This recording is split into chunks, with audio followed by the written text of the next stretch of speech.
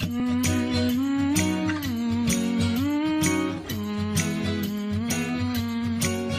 à tous, j'espère que vous allez bien. Aujourd'hui on se retrouve pour le jour 14 de Discoveria et on va parler drama qui n'est autre que So I Married an Anti-Fan qui est sorti en 2021, donc c'est tout récent et il fait 16 épisodes d'à peu près 1 heure. Je crois que c'est 1 heure, maximum 1h30 mais je pense pas.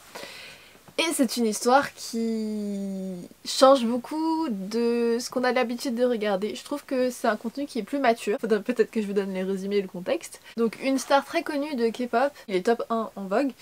Et du coup il va participer à un programme, une émission. C'est très répandu en Corée du Sud où du coup les stars font des émissions. Et là il va devoir cohabiter avec du coup son anti-fan, enfin son hater. Sa hater plutôt.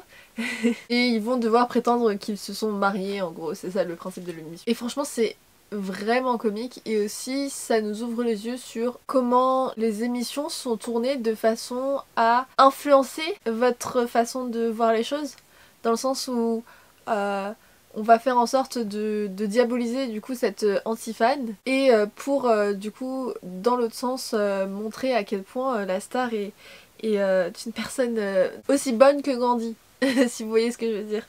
Donc vraiment ils mettent un contraste entre une personne qui est vraiment exécrable et qui vont faire tourner toutes les choses en sa défaveur et à quel point ils vont mettre du coup la star sur un piédestal. Tout ça en filmant des choses qui se sont vraiment passées. Mais juste en maniant les points de vue, on peut en fait changer toute l'histoire. Et c'était vraiment intéressant et c'est aussi, du coup on va pas se mentir, c'est vraiment très romancé.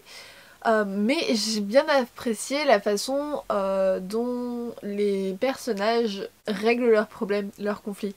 Dans le sens où ils vont en discuter et non pas se faire des scénarios en fait chacun de leur côté et critiquer l'autre et faire des choses contre l'autre parce que il a ouï dire que l'autre a fait un comportement qui était pas top. Je trouve que c'est une nouvelle façon d'aborder les problèmes, dans le sens où on fait pas de chichi pour rien, ça se résout vite, il y a quand même des problèmes, on va pas se mentir, rien n'est parfait, mais il se donne le temps et il ne part pas tout de suite sur des spéculations. En 3 mots, je dirais pseudo-réalité, du coup pour ce qui est de trafiquer la vérité, je dirais. Ensuite je dirais que c'est incroyablement drôle et enfin je dirais que c'est mature. Et voilà, c'est tout pour cette recommandation, j'espère que ça vous aura plu et on se retrouve demain pour une nouvelle découverte. Bye bye. The time of the year now, you got people falling in love.